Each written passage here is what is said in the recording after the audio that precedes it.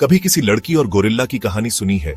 यह कोई साधारण कहानी नहीं है, बल्कि एक ऐसी दास्तान है जो दिल को छू जाती है और हमें सिखाती है कि सच्चा प्यार और दोस्ती किसी भी सीमा को पार कर सकते हैं। चलो, मैं तुम्हें एक घने जंगल के किनारे बसे गांव में ले चलता हूं। यह गांव प्रकृति की गोद में बसा हुआ था, जहां हरियाली और शांति का वास था। यहीं एक निडर और नेक दिल लड़की रहती थी। नाम था आशा। उसे कुदरत से बहुत प्यार था। वह अक्सर जंगल में घूमती और प्रकृति की सुंदरता का आनंद लेती। अब उस जंगल के बीचों बीच रहता था एक विशाल गोरिल्ला, केटो। केटो का आकार भले ही डरावना था, लेकिन उसका दिल बहुत बड़ा और दयालु था। ताकतवर था, पर दयालु भी।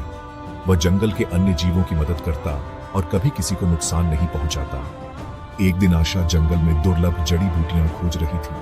तभी उसकी नजर केटो पर पड़ी। वह पहले कभी इतने बड़े गोरिल्ला से नहीं मिली थी। पहले तो डर गई, पर फिर देखा कि केटो के पैर में कांटे चुभे हैं। वो दर्द में था। आशा का दिल पिघल गया और उसने उसकी मदद करने का फैसला किया। आशा ने बड़े प्यार से कांटे निकाले। केटो को पहली बार किसी ने बिना डरे छुआ था। यह उसके लिए एक नया अनुभव था। उस दिन से आशा रोज जंगल जाती केटो से मिलने। दोनों के बीच एक अनोखा रिश्ता बनने लगा। बिना कुछ बोले दोनों एक दूसरे को समझने लगे थे। उनकी आंखों में एक दूसरे के लिए सम्मान और प्यार झलकता था। आशा केटो के लिए फल लाती और केटो उसकी रक्षा करता। यह एक अनकही समझ थी जो दोनों के बीच पनप रही थी। मगर उनकी दोस्ती गांव वालों से छुपी न रही। गांव वाले आशा को जंगल में जाते देखते और सोचते कि वह क्या कर अनोखे रिश्ते को स्वीकार नहीं कर पाए। वे इसे एक खतरे के रूप में देखने लगे। उन्होंने केटो को मारने की योजना बनाई। वे यही चाहते थे कि गांव में कोई खतरा न रहे। जब आशा को पता चला तो उसने गांव वालों को केटो को छोड़ देने के लिए मनाने की कोशिश की।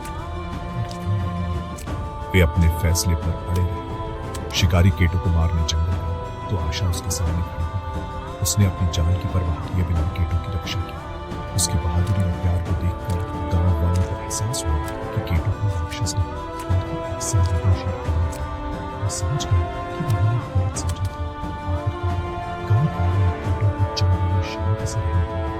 उन्होंने उसे स्वीकार कर लिया और उसकी वजह से अपने डर को दूर कर दिया। आशा और केटो की कहानी गांव में और दूर दूर तक फैल गई और लोग इसे सुनकर प्रेरित होने लगे। हर दिन वो एक दूसरे को देखते, बिना कुछ बोले वो साबित करते हुए कि प्यार किसी भी रूप में खिल सकता है, सीमाओं या भाषा से परे। उनकी आंखों में एक दूसरे के लिए असीम प्रेम और विश्वास था। ये थी आशा और केटो की अनोखी प्रेम कहानी। एक ऐसी कहानी जो हमें सिखाती है कि सच्चा प्यार और दोस्ती किसी भी बाधा को पार कर सकते हैं। याद रखिए, प्यार की कोई सीमा नहीं होती। ये किसी भी रूप में और किसी भी परिस्थिति में खिल सकता है। ये दोस्ती के सबसे अनोखे रूप में भी खिल सकता है। सुनने के लिए शुक्रिया।